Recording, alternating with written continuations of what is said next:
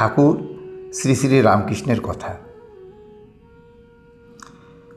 দক্ষিণেশ্বরে একবার ভক্তরা পঞ্চবটিতে চড়ুই ভাতি করছে, তারপর যে যার মতো চলে গেছে। একজন যুবক ভক্তকে পরবর্তীকালে স্বামী তুরীয়ানন্দ, সেই যুবক ভক্তকে শ্রীরামকৃষ্ণ বললেন, ওরা সব চড়ুই ভাতি খেয়ে গেছে, দেখো তো কিছু ফেলে ঠেলে গেছে কি না, কিছু পড়ে থাকলে নিয়ে এসো। তিনি গিয়ে দেখেন একটা ছাতা, একটা ছুরি প্রভৃতি এদিক ওদিক পড়ে রয়েছে। সব কুড়িয়ে গুছিয়ে তিনি শ্রীরামকৃষ্ণের ঘরে নিয়ে এলেন। তিনি ছুরিটা তাকের উপর রাখতে রাখতে যাচ্ছেন, অমনি শ্রীরামকৃষ্ণ তাকে বললেন, কোথায় রাখছিস?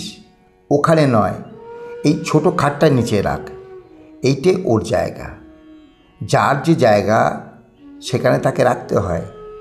তুই তো আর মতলব মতো এক জায়গায় রাখলি, রাত্রির অন্ধকারে যদি আমার দরকার হয় তখন আমি সমস্ত ঘর হাতড়াবো না তোকে ডেকে বেড়াবো? কোথায় রেখেছিস বল, বলবো?